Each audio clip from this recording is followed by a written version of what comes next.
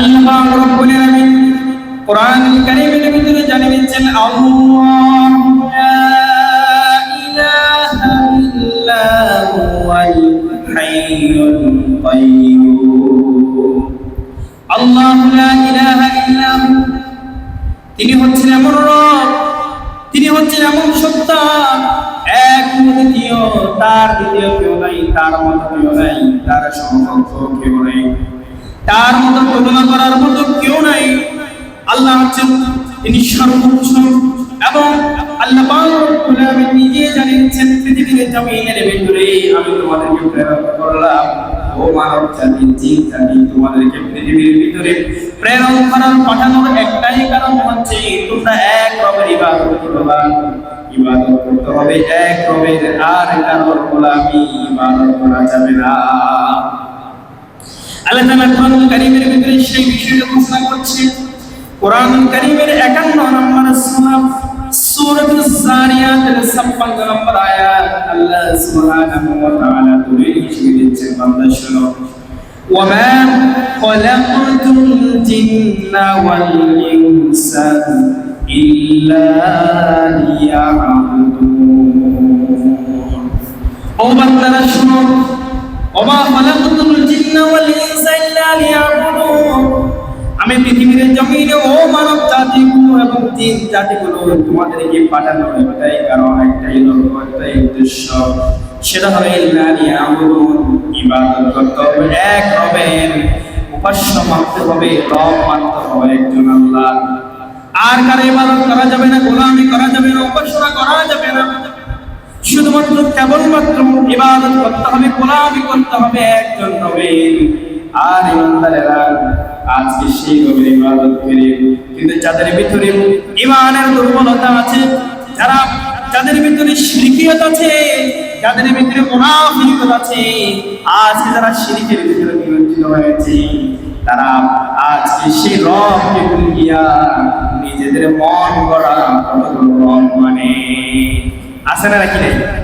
তারা মনে করে ক্ষমতার মালিক অমুক, আমাকে আমার চাকরি টিকিয়ে রাখতে পারবে অমুক নেতা, আমার চাকরি আমার অমুকের হাতে, তমুকের হাতে। এজন্য তাকে পূজা করার চেষ্টা করে, তাকে মানার চেষ্টা করে, মনে করে আমার চাকরি অমুকের হাতে, আমার টাকা অমুকের হাতে, আমার ক্ষমতা অমুকের হাতে। এই চিন্তা, এই পেরেশানিতে মানুষ একজন আরেকজনের পূজা করা শুরু করে দিয়েছে। এই চিন্তা আস্তে আস্তে আস্তে যখন কুফরিয়ে খাওয়া চলে যায়, ওই যে তারা চাঁদের রব মানে একজনকে, সূর্যের রব মানে আরেকজনকে, অর্থের ক্ষমতা মনে করে আরেকজনকে, তারা এভাবে করে গুমরাহিতে যেতে যেতে যেতে যেতে মূর্তি বানানো শুরু করে দিয়েছে। তাদেরকে প্রশ্ন করলে তোমরা একজন রবের বিশেষজ্ঞ খোদার কেন ইবাদত করো? তারা বলে পৃথিবীর পরিচালক অমুক রব, ভাগ্যের নির্ধারক অমুক রব, চাঁদের রব অমুক, সূর্যের রব অমুক। উপাস্য মানতে মানতে মানতে তারা এক একজন এক একটা মূর্তি, বিশাল বিশাল মূর্তি বানিয়ে ফেলল। দেখেন আজকে অমুকের ইবাদত করে, তার অমুকের ইবাদত করে, এর অমুকের ইবাদত করে, ভিতরে গুমরাহি চলে গিয়েছে। ঈমান নষ্ট হতে হতে হতে গুমরাহির ভিতরে নিমজ্জিত হয়ে উপাস্যগুলো মেনে নিয়েছে। এবার ভিন্ন ভিন্ন রব মানতে যখন শুরু করছে, আল্লাহ তাআলা সেই বিষয় সম্পর্কে জানানোর চেষ্টা করতে, আচ্ছা তোমরা যতগুলো ব্যক্তি, যতগুলো মূর্তি তোমরা তাদের ইবাদত করো, গোলামি করো, উপাস্য হিসেবে মানো, তারা কি একদম তোমার রবের মতো? তোমার রব যতগুলো সৃষ্টি করেছেন, আকাশ এবং জমিন সৃষ্টি করেছেন, মানব সৃষ্টি করেছেন, পৃথিবীর জমিনে যা কিছু সৃষ্টি আছে এগুলো তোমার রব সৃষ্টি করেছে। কিন্তু তোমরা যে সমস্ত রবগুলোকে মানো, ইবাদত করো, গোলামি করো, উপাসনা করো, তাদের কাছে প্রশ্ন করেছো তোমরা আমার রবের মতো একটা মাসিও কি তোমরা তৈরি করতে পারবা? আচ্ছা মাসি তৈরি করা বাদ দিলাম, যাদেরকে তোমরা রব হিসেবে মানো তাদের গায়ে যদি একটা মাসি বসে, নিজের শক্তি নিয়ে কি সে মাসিটা দাঁড়াতে পারবে? যে মূর্তিগুলো তোমরা পূজা করো, যে মূর্তিগুলো তোমরা রব হিসেবে মানো, ব্রেনকে কাটা। আল্লাহ তাআলা বলছেন, শুধু রাখো বান্দা, তোমাদেরকে পৃথিবীর জমিনে কেন প্রেরণ করলাম আর তোমরা করছোটা কি? আল্লাহ বলেন, আমি বান্দাদেরকে চোখে আঙ্গুল দিয়ে দেখিয়ে যাচ্ছিল, বান্দা শয়তানের ওয়াসওয়াসাগুলো নিতে নিতে নিতে তোমরা গোমরাহিয়ে গিয়েছো। অথচ বান্দা সে আল্লাহর কথাটাকে তোমরা বিশ্বাস করেছো, জানার চেষ্টা করেছো নাকি?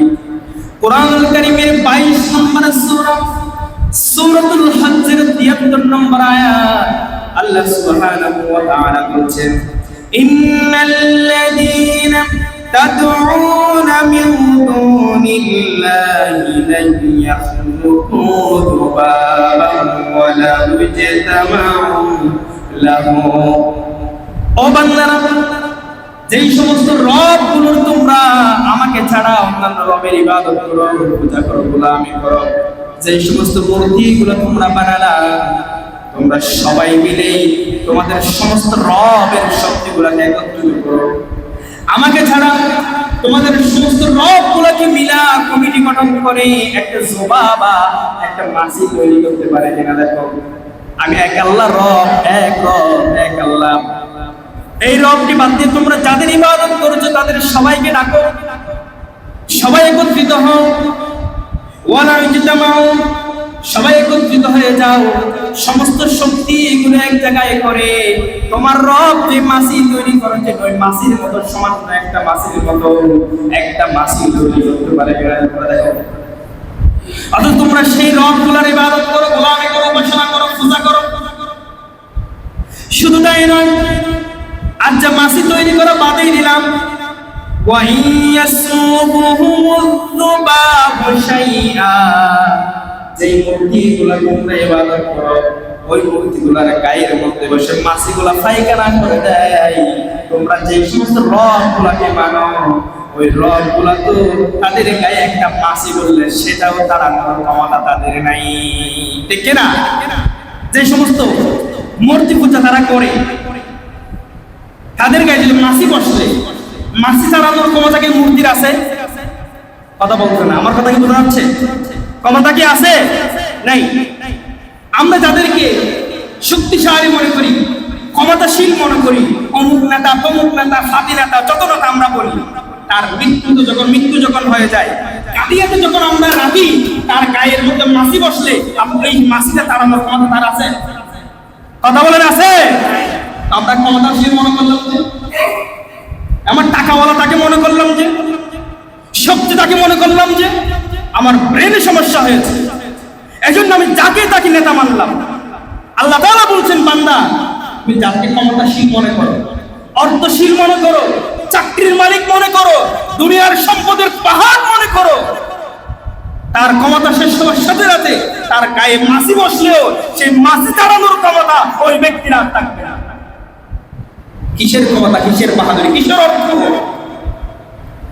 তাকাই দিকে নিজের দিকে একটু। আল্লাহ তাআলা বলছেন, বান্দা বিষয়টা খেয়াল করো। অথচ আজকে আমরা সেগুলো ভুলে গিয়া দুনিয়ার পিছনে পিছনে আমরা দৌড়াই। বাল তুসিরুনাল হায়াতাদ দুনিয়া ওয়াল আখিরাতু খায়রুন ওয়া আবকা। আল্লাহ তাআলা বলেছেন, ও বান্দা দুনিয়া দুনিয়া দুনিয়া দুনিয়া বলে পাগল পারা হয়ে গেছে। একটু যখন সম্পদের পাহাড় তোমার হয়েছে, গাড়ি একটা হলে আর একটা চাও, বাড়ি একটা হলে আর একটা চাও, ক্ষমতা একটা পেলে আর একটা ক্ষমতার মধ্যে দৌড়াও।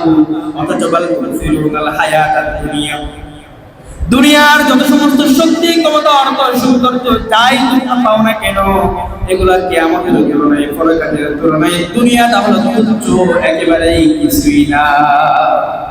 সুতরাং ইমানদারেরা দুনিয়াকে বাদ দিয়ে দুনিয়াকে সে পাওনা মনে করে আখিরাতের দিকে সে দাবিত হয়ে যায়। আখিরাত পাওয়ার জন্য যে বান্দা দৌড়ায় তার পিছনে দুনিয়া দৌড়াতে শুরু করবে, ঠিক না? আর যদি দুনিয়াকে পাওয়ার জন্য দৌড়ান, আখিরাত আপনার থেকে দূরে সরে যাবে। দুনিয়া হচ্ছে একটা দুনিয়ার সেই সম্পদ, দুনিয়ার ক্ষমতাগুলোকে কিয়ামত করে দুই হাতের মুষ্টির ভিতরে যদি আপনি পানি রাখেন, এই পানিগুলো কিয়ামত করে। এই পানি যতক্ষণ পর্যন্ত আপনি শক্তিশালী করে ধরে রেখেছেন, একটা একটা করে শেষ হতে হবে হাতের মুঠির ভিতরে কোনো পানি আর থাকবে না, কিয়ামত করে চলে যাবে। বাল তুসিরুনাল হায়াতাদ দুনিয়া, এই দুনিয়াটা হচ্ছে টিকসই। অথচ এরপর তোমরা এত কিছু বোঝার পর, এত কিছু বলার পর সে রবকে বাদ দিয়ে তোমরা ভিন্ন ভিন্ন রবের প্রতি উপাসনা করো। হযরত ইব্রাহিম আলাইহিস সালামের কথাটা খুব মনে পড়ে গেল। আল্লাহ তাআলা যে যুবাবা মাছের উদাহরণ দিয়েছেন, তোমার রব, তোমরা যাদেরকে রব মানে আল্লাহকে বাদ দিয়ে যাদের রবের উপাসনা করো, সে রবটা একটা মাছিও জানাইতে পারবে না। হযরত ইব্রাহিম আলাইহিস সালাম তিনি তার অঞ্চলে বসবাসরত অবস্থায় তার আত্মীয়স্বজন, পাড়া প্রতিবেশী সবাই মিলে বছরের একটা দিন তাদের বড় বড় রবের ইবাদত করতে যায় আল্লাহকে বাদ দিয়ে। ইব্রাহিম আলাইহিস সালামকে ডাক দিলেন, তুমিও চলো আমাদের সাথে, ওই যে অমুক এলাকায় অমুক মাঠে আজকে আমাদের বড় খোদা, বড় রবের ইবাদত করবে, চলো আমাদের সাথে। ইব্রাহিম আলাইহিস সালাম বললেন, সকিব, আমি অসুস্থ। কেমন অসুস্থ জানেন নাকি? তার মানসিকতা, ওই যে যতগুলো অসুস্থ ব্যক্তি মানসিক সমস্যার কারণে, যিনি আকাশ দিয়েছেন, যিনি জমিন দিয়েছেন, যিনি চাঁদ দিলেন, যিনি সূর্য দিলেন, যিনি তাকে সৃষ্টি করেছেন, সেই রবকে বাদ দিয়া অন্যান্য রবের ইবাদত করার জন্য যাই। হযরত ইব্রাহিম আলাইহিস সালাম বোঝাতে যাচ্ছেন, তোমরা যেই ধরনের মানসিক সমস্যায় ভুগতেছো, আমি তো সেই মানসিক রোগী নই, তোমাদের মতো আমি নই। ইব্রাহিম আলাইহিস সালাম তিনি এমন অবস্থান করলেন, তারা যখন চলে গেল, ইব্রাহিম আলাইহিস সালাম তাদের তৈরিকৃত সমস্ত মূর্তির সামনে গেলেন, একটা হাতে কোড়াল নিয়ে গেলেন, মূর্তিগুলোকে জিজ্ঞেস করলো, মূর্তিগুলো তোমাদের রব, তোমাদের ইবাদত করে, আমাদের অমুক অমুক আমার আত্মীয় স্বজনরা তোমার ইবাদত করে, দেখি তুমি আমাকে কোনো ধরনের বাধা দিতে পারে কিনা। একটা কোড়াল নিয়ে একটা মূর্তির গায়ে আঘাত করে মূর্তিটা ভেঙে তছনছ হয়ে যায়, নিজেকে বাঁচাইতে পারে না। এভাবে করে দেখতে দেখতে দেখতে সমস্ত মূর্তিগুলোর গায়ে একটা একটা বাড়ি দিল, মূর্তিগুলো হাত ভাঙা পাক ভাঙা হয়ে গেল। তারা তাদের রব মানে সেই একটা রব নিজেদেরকে বাঁচাইতে পারে নাই। এবার বড় জাতের যে খোদা, বড় রব, সেই বড় মূর্তির গায়ের উপরে কোড়ালটা রেখে দিল। তারা যখন ফিরে আসলো, বলল, আমাদের এই মূর্তিগুলো কে ভেঙেছে? কেন ইব্রাহিম ছাড়া আর কেউ ছিল না। ইব্রাহিম আলাইহিস সালাম আবার সুন্দর জবাব দিচ্ছেন, তোমরা যাদেরকে যেই সমস্ত তোমরা উপাসনা মনে করো, রব মনে করো, যাদের ইবাদত করো, তাদের কাছে জিজ্ঞেস করো, তোমাদের বড় রবকে জিজ্ঞেস করো, বড় রবের খানের মধ্যে কোড়াল আছে, তোমাদের বড় রব ছোট ছোট সমস্ত রবগুলোকে সে মেরে ফেলেছে। তারা আবার উত্তর দিল, আমাদের রবগুলো তো কথা বলতে পারে না, চলতে পারে না, ফিরতে পারে না, নিজেকে বাঁচাইতে পারে না। ইব্রাহিম আলাইহিস সালাম সুন্দর করে উত্তর দিচ্ছেন, তোমাদের রব যদি নিজেকে বাঁচাইতে না পারে, তোমাদেরকে সেই কিভাবে করে বাঁচাবে? ঠিক না? আজকে আমাদের চোখে শয়তান ধুলা দিয়ে বসেছে, যাদেরকে আমরা ক্ষমতাশীল, অর্থশীল মনে করি, একটি পর্যায়ে কিন্তু তারা নিজেদেরকেও বাঁচাতে পারে না। তাহলে আমরা তাদেরকে কেন রব হিসেবে মনে করি? সুতরাং এখান থেকে এই বিষয়টা আমাদের জানা দরকার। আমরা ক্ষমতার সর্বোচ্চ ক্ষমতা যাকে মনে করবো, যিনি আমাদেরকে সৃষ্টি করেছেন, তিনি কে? আল্লাহ। আমরা সেই রবের ইবাদত করি। আল্লাহ পাক রব্বুল আলামিন নিজেই জানিয়ে দিচ্ছেন, তারা ওই যে তারা আল্লাহকে বাদ দিয়া অন্যান্য রবের উপাসনা করে। তারা মনে করে আল্লাহ তাআলা তিনি একজন আছেন, তিনি হুকুমদাতা, তিনি আইনদাতা, কিন্তু তারা ওই রবকে খুশি করার জন্য ভিন্ন ভিন্ন রবের কি করে ইবাদত করে। তারা মনে করে আল্লাহ একজন আছেন, আবার তার অনুসারী কিছু রব আছে। এরকম যাদের মানসিকতা আছে, আল্লাহর পাশাপাশি অন্য কাউকে যাদেরকে সমকক্ষ মনে করে, শিরকিয়াত করে, অংশীদার করে, আল্লাহ তাদেরকে চোখ আঙ্গুল দিয়ে দেখাচ্ছেন, বান্দা তোমরা এক আল্লাহর ক্ষমতার পাশাপাশি যাদেরকে ক্ষমতাশীল মনে করো। যদি পৃথিবীতে এরকম হতো, আল্লাহর পাশাপাশি আরো যদি কোনো রব থাকতো, তাহলে পৃথিবীটা কেমন হতো? একজন রব বলতো, সূর্য দীর্ঘদিন ধরে পূর্ব দিক থেকে উঠতেছে, আমরা একটু পশ্চিম দিকে উঠাবো। যদি রব তোমরা যে একজন রবের অধিক রব মনে করছো, যদি এরকম হতো পৃথিবীটা ভেঙে তছনছ হয়ে যেত, ঝগড়া শুরু হয়ে যেত। এই গ্রাম মোল্লার কোনো বানানো কথা নয়।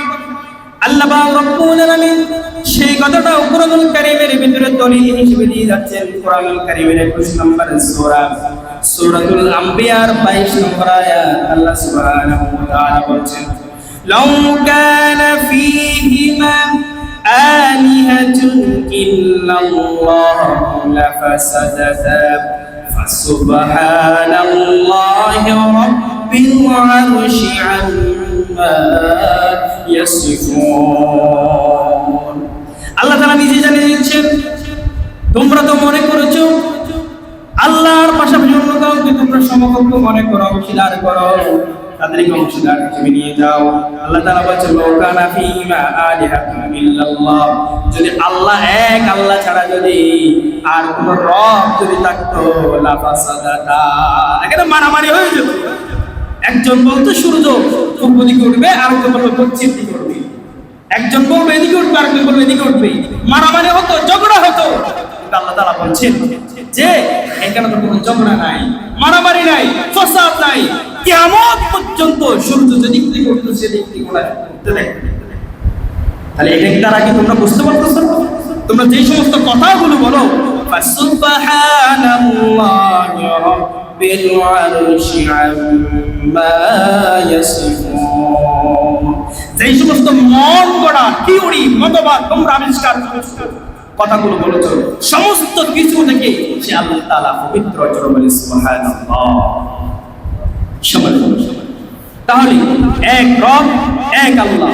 আল্লাহ তাআলা বলছেন, এত কিছু জানার পর তোমরা আজকে অমুকের থিওরি, অমুকের আদর্শ, অমুকের মতবাদ, তমুকের মতবাদ তোমরা গ্রহণ করো।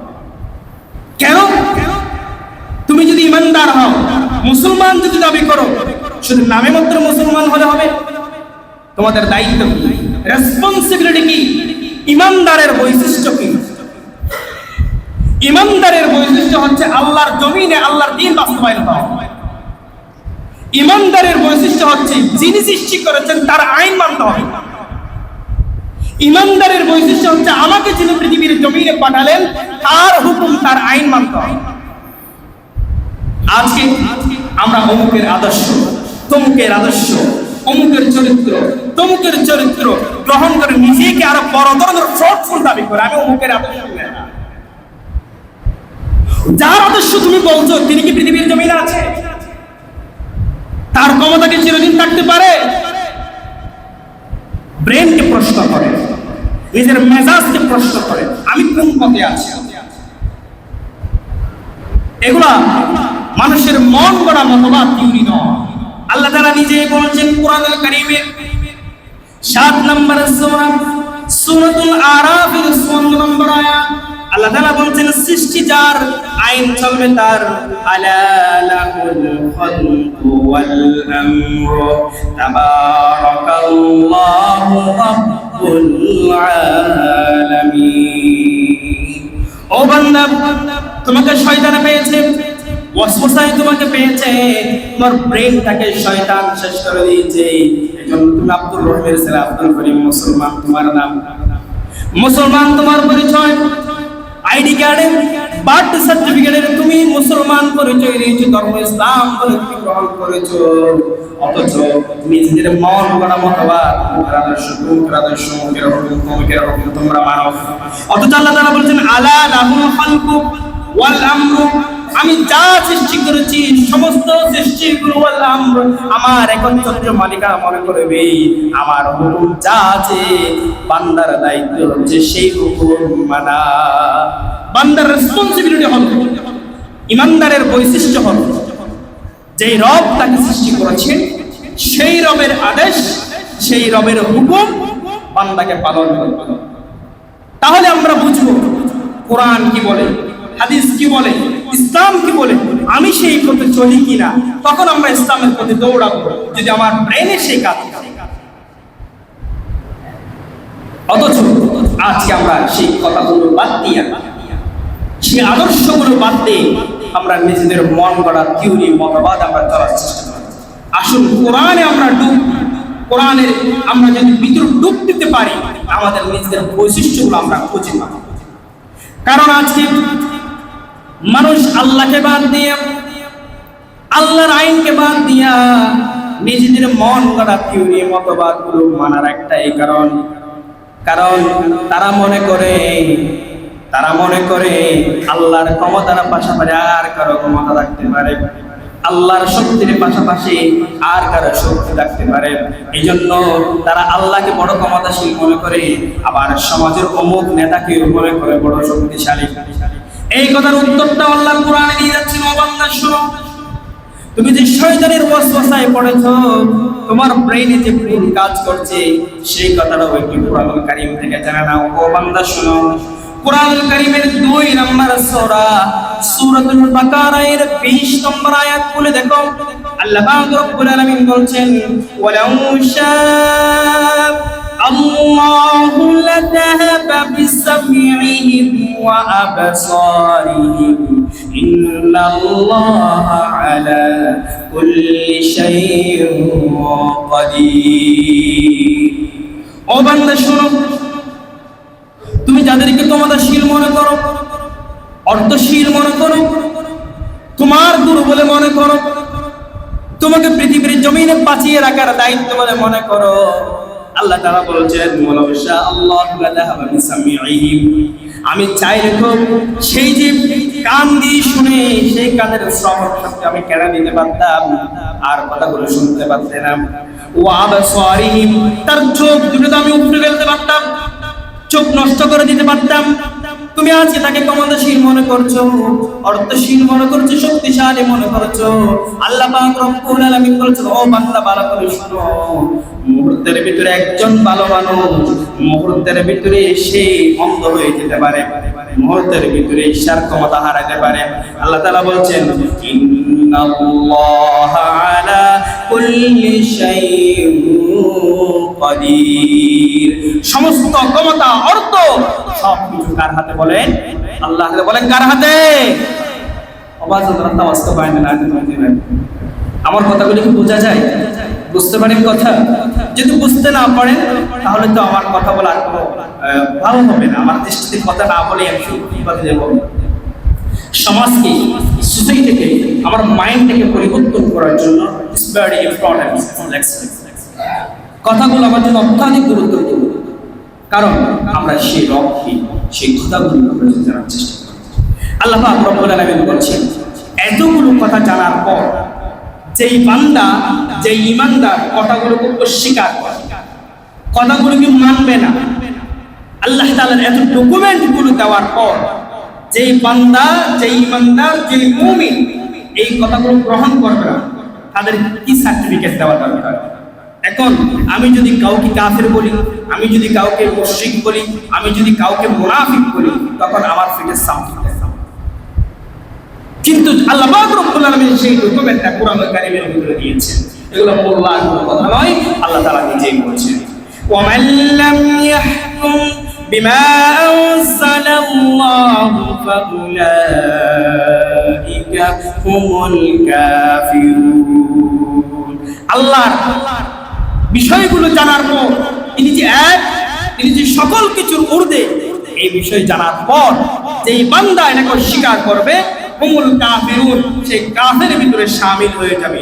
অন্য জায়গায় এসেছে, ফাউলাইকা হুমুল যালিমুন। আল্লাহ তাআলার সেই একচ্ছত্র মালিকানার সব কিছু জানার পর যেই বান্দা এটাকে স্বীকার করবে, ফাউলাইকা হুমুল যালিমুন, সেই জালিমদের ভিতরে, অত্যাচারের ভিতরে শামিল হয়ে যাবে। আল্লাহ তাআলা বলেছেন, ফাউলাইকা হুমুল ফাসিকুন। যেই বান্দা এতগুলো বিষয় জানার পর, বোঝার পর আল্লাহ তাআলার সেই ক্ষমতাকে মেনে নিবে না, আল্লাহর ক্ষমতার পাশাপাশি অন্য কাউকে অংশীদার করবে, ফাউলাইকা হুমুল ফাসিকুন, সেই ফাসিকদের ভিতরে অন্তর্ভুক্ত হয়ে যাবে। কোরআনুল কারীমের থেকে দলিল আল্লাহ তাআলা বলছেন, আল্লাহর ক্ষমতার পাশাপাশি যদি কাউকে সমকক্ষ যদি মনে করো, শিরিক যদি করো, তুমি কাফেরের ভিতরে শামিল হয়ে যাবে, ফাসিকের ভিতরে শামিল হয়ে যাবে, জালিমের ভিতরে তুমি শামিল হয়ে যাবে। আবার চিন্তা করেন, গবেষণা করেন, অ্যানালাইসিস করেন, আমরা কোন পথে আছি? তাহলে এতক্ষণ বললাম আল্লাহু লা ইলাহা ইল্লা, এই কথার ব্যাখ্যা করার চেষ্টা করলাম। আল্লাহ হচ্ছে এক, আল হাইয়ুল কাইয়্যুম, তিনি চিরঞ্জীব, তিনি স্থায়ী। আল্লাহ ছাড়া এই কথা বলার আর কোনো শক্তি সামর্থ্য নেই। পৃথিবীর ভিতরে আমরা যাদেরকে অর্থশীল, শক্তিশালী, ক্ষমতাশীল মনে করি, তারা পৃথিবীর জীবনে কেউ কি বলতে পারবে আমি মরবো না? এই কথা বলার কোনো শক্তি আছে? আল্লাহ তাআলা বলছেন আল হাইয়ুল কাইয়্যুম, আমি একজন, শুধু আমি এক রব। আল হাইয়্যু, আমি চিরঞ্জীব। আল কাইয়্যুম, চিরস্থায়ী। আল্লাহ তাআলা বলেছেন আমি শুরুতে যেমন ছিলাম, এখন যেমন আছি, আর শেষ পর্যন্ত আমি থাকবো। তোমাদের কেউ তো ডেকে থাকতে পারবে না। যাদেরকে ক্ষমতাশীল মনে করো, অর্থশীল মনে করো, শক্তিশালী মনে করো, কেউ তো ডেকে দেখতে পারবে না। আল্লাহ তাআলা বলেছেন ওয়াল আউয়াল ওয়াল আখির ওয়াল যাহির ওয়াল বাতিন ওয়া হুয়া বিকুল্লি শাইইন আলিম। ওয়াল আউয়াল, যিনি প্রথমে ছিলেন, ওয়াল আখির, আবার যিনি শেষেও থাকবেন, ওয়াল যাহির, যিনি প্রকাশ্যে সবকিছু জানেন, আবার ওয়াল বাতিন, তুমি যতই গোপন করো না কেন সমস্ত গোপন সম্পর্কে যিনি জানেন, তিনি হচ্ছেন তোমার রব, তিনি হচ্ছেন তোমার আল্লাহ। ওয়া হুয়া বিকুল্লি শাইইন আলিম। যতই তুমি গোপন করো না কেন, যতই প্রকাশ করো না কেন, তোমার গোপন এবং প্রকাশ্যে সকল বিষয় সম্পর্কে যিনি জানেন, তিনি কে? আল্লাহ। তিনি কে? সেই রব, সেই আল্লাহ। আল্লাহ তাআলা বলছেন সবকিছু শেষ হয়ে যাবে, কিন্তু আমার কোনো শেষ নেই। কোরআনুল কারীমের ভিতরে 55 নম্বর সূরা, সূরাতুর রহমানের 26 থেকে 27 নম্বর আয়াতে আল্লাহ তাআলা সেই কথা বলেছেন কুল্লু মান আলাইহা ফান ওয়া ইয়াবকা ওয়াজহু রাব্বিকা যুল জালালি ওয়াল ইকরাম।